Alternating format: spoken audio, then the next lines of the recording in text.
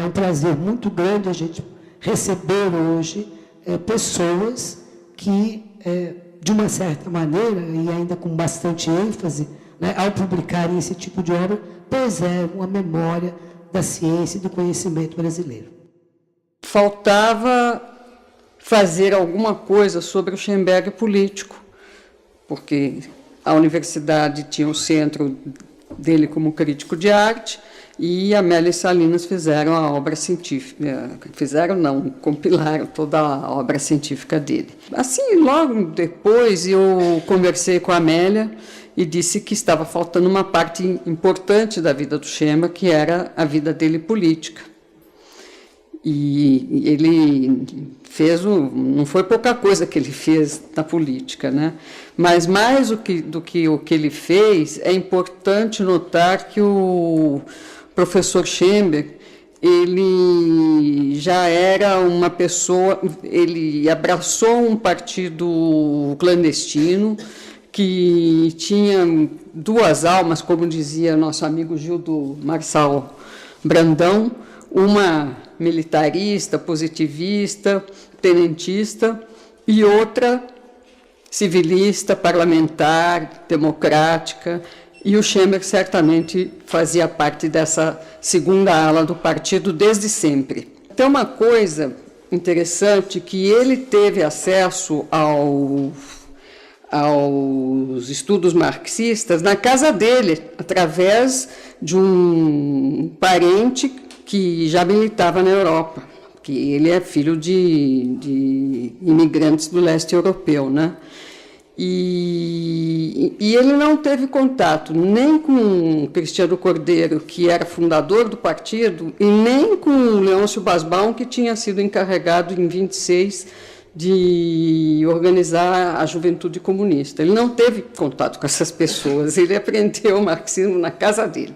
O primeiro artigo dele como pacifista, ele escreve, acho que no começo de 43, e é publicado na revista Clima, que é um artigo muito interessante, em que ele faz uma série de considerações no meio da guerra, sem ainda se ter ideia do que ia ocorrer, né?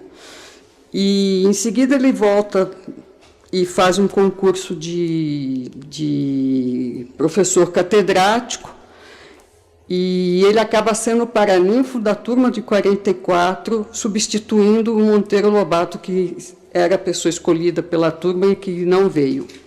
E ele faz um discurso abordando toda a conjuntura nacional e internacional da época, que foi uma coisa assim que toda a intelectualidade paulistana achou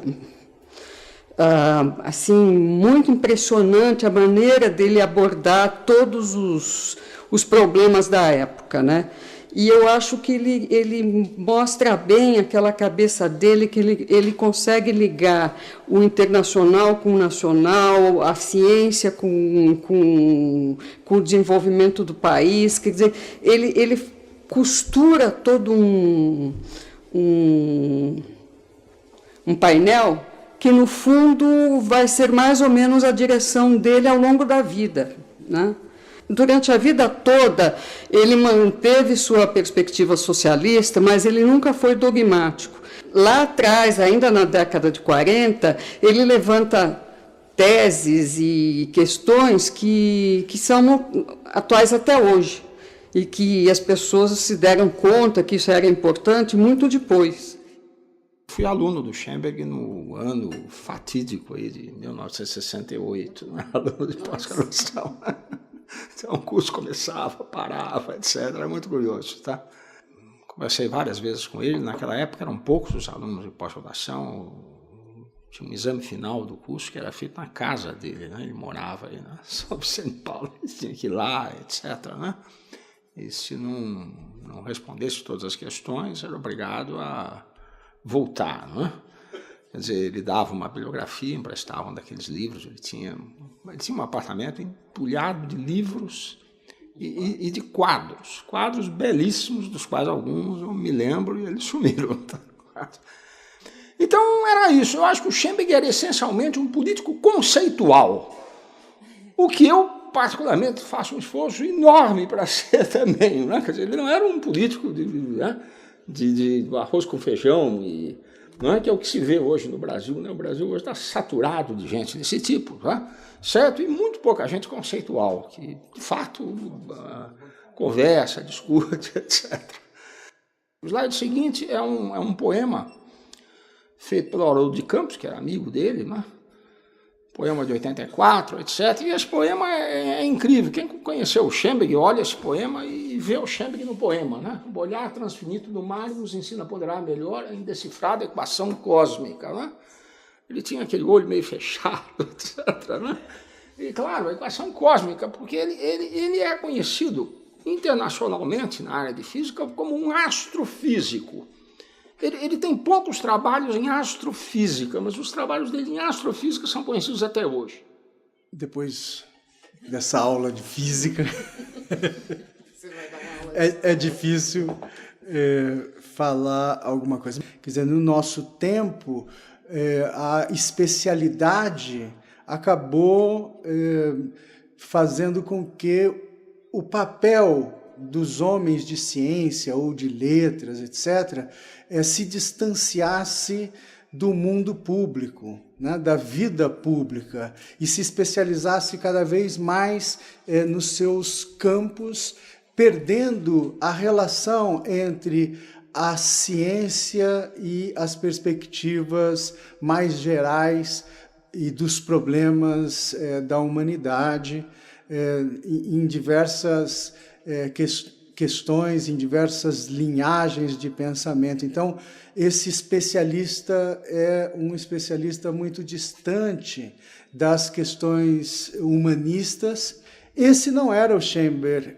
O Schemberg, ao contrário, nos indica, especialmente pelo livro da Dina, que essa questão do cientista mais político joga de novo para nós todos o problema dos intelectuais e da vida pública. Então, acho muito interessante pensar que o Schemberg era uma figura desse tipo. Então, eu li o livro da Dina e aprendi muitíssimo com uma figura que olhava a partir do PCB, que era a sua referência político-partidária, ainda que fosse clandestino, né, ainda que fosse ilegal, olhava o mundo, a vida brasileira, a partir de uma visão muito cosmopolita. Ele não era um nacionalista restrito, embora pensasse nas necessidades e nos problemas nacionais brasileiros. O livro da Dina mostra um comunista pensando na experiência anglo-saxã de construção do mundo universitário.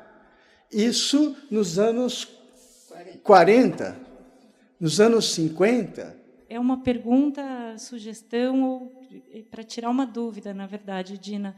Eu não sei se chegou até você, ou se você soube que o arquivo do Cruz Costa, o acervo, a biblioteca, chegaram para a Universidade de São Paulo, para a biblioteca da FEFELESH, em 2009, na época em que eu estava fazendo meu doutoramento. E eu tive acesso a esse material que agora está interditado pelo IPT por razões... os funcionários começaram a passar mal, detectaram problemas no acervo, né, que ele estava contaminado. Ele está fechado, mas uma parte já foi aberta e talvez em outubro o arquivo volte a ficar disponível para consulta para o público, mas há cartas do Schemberg. São 23 pastas com centenas de documentos, de correspondências. Tem muito material ali para projetos de pesquisa sobre a história institucional da USP, sobre as cátedras, mas eu me lembro de ter me deparado, eu li algumas da década de 40, não sei se numa dessas viagens do Schemberg trocadas com Cruz Costa fora do país. Eu não me lembro do conteúdo delas, mas elas existem. E há centenas de documentos nessas pastas, que somam 23.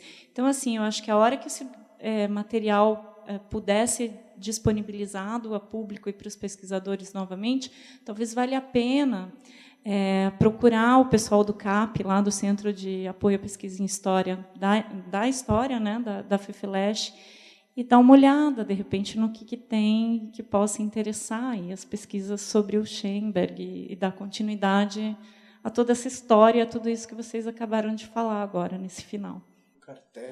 Eu não sabia disso, mas eu até escrevo no livro o Schemberg e o Cruz Costa seriam punidos pelo governador Jânio Quadros na década de 50.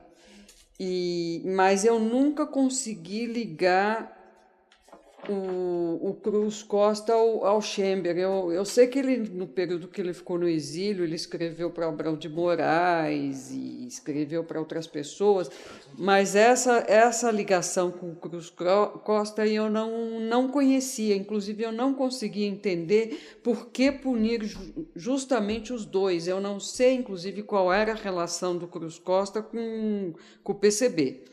Então, pelo viés político, eu não consigo entender muito bem isso. Pode ser até que o Cruz Costa não tivesse uma posição política muito nítida, mas que ele fosse um renovador também.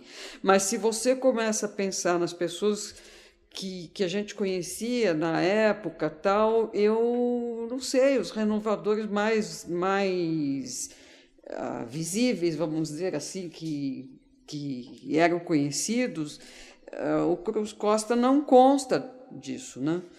Então, eu acho que seria muito interessante ler essas cartas quando elas estiverem disponibilizadas e, de repente, a gente descobre coisas que nós não conhecemos, né?